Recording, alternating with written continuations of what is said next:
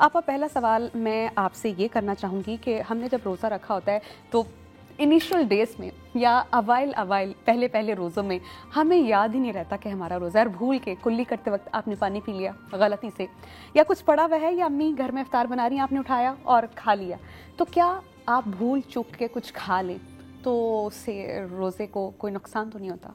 देखिए, भूल चूक का तो परवरदिगार आलम माफ़ी कहता है, लेकिन हमको एहतियात करनी चाहिए। इसलिए कि जब वज़ू किया करते हैं तो हमको इसलिए एहतियात करनी चाहिए कुल्ली में, ताकि कहीं ऐसा ना हो कि वो पानी हलक से नीचे उतर जाए। और इसी तरीके से हमको टेस्ट बड्स क्योंकि ज़बान के अंदर होते हैं, और रोज़े का जो फ़लसफ़ा है यानी हलक से नीचे नहीं उतरना चाहिए। तो बहुत सारी ख़वातीन जो कि नमक चखने के लिए बेसन में प्रॉपर है कि नहीं थोड़ा टच कर लेती हैं ज़ुबान को इससे। हाँ, अगर हलक से नीचे नहीं उतर रहा है तो वो बिल्कुल सही है। ठीक। अच्छा मुफ्ती साहब, एक किस्सा है जो मुझ तक पहुंचा और तकरीबन 1 साल से ये मुझे पता है, तो आज मुझे लगा कि मैं आपसे डिस्कस कर लूँ, और ऐसे हो सकता है इसको सुनने से हमारे जो देखने वाले हैं उनकी भी कन्फ्यूजन दूर हो जाए, और ये अमल क्या ठीक है या नहीं इसकी भी वजाहत हो जाएगी। किस्सा कुछ यूँ है कि एक खातून थी, बहुत ज़्यादा पढ़ी लिखी नहीं हैं, मज़हब से कुछ दूर हैं, लेकिन ज़ौक़ और शौक़ से रोज़े रखती हैं। हुआ ये कि वो फजर में उठ नहीं पाईं और आधा घंटा गुजर चुका था।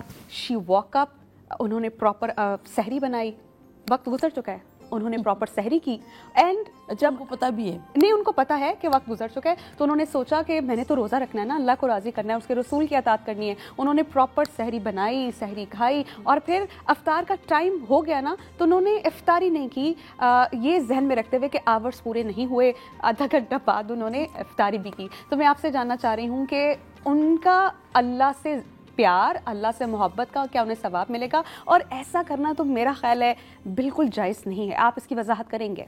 बिस्मिल्लाहिर्रहमानिर्रहीम। देखिए, जिस पे नमाज फ़र्ज़ है, नमाज को सीखना उस पर भी फ़र्ज़ है। बिल्कुल। जब नमाज फ़र्ज़ है तो नमाज के वाजिबात सीखना उस पर फ़र्ज़ है, नमाज की सुनन उस पर सीखना वाजिब है। तो नमाज अगर कोई शख्स फ़र्ज़ है उसके बावजूद नहीं सीखता और अपने मुताबिक पढ़ता है, मिसाल के तौर पर 2 सजदे 3 कर रहा है, मुझे अच्छे लग रहे हैं, ज़ोहर की नमाज में 3 सजदे कर रहा है, 4 की जगह 5 रकातें पढ़ रहा है कि मुझे बहुत अच्छा लगता है, तो वो शरीयत का मजाक उड़ा रहा है। बिल्कुल। अल्लाह राज़ी नहीं बल्कि अल्लाह नाराज़ होगा। ये फ़र्ज़ नहीं, ये इल्म हासिल करना उस पर फ़र्ज़ है, हर मुसलमान मर्द और औरत पर फ़र्ज़ है।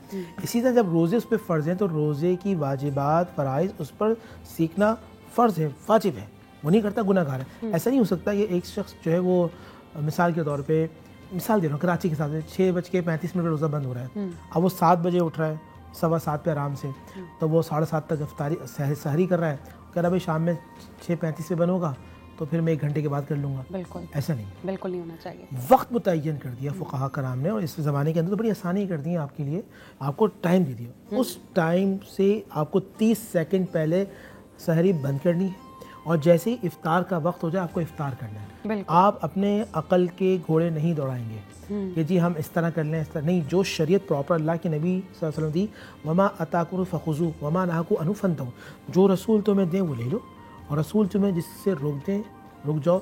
ये रसूल पाक सल्लल्लाहु अलैहि वसल्लम के पास अल्लाह का दिया हुआ इख्तियार है, और जिस चीज़ को चाहे हलाल कर दें, वो जिस चीज़ को चाहे हराम कर दें।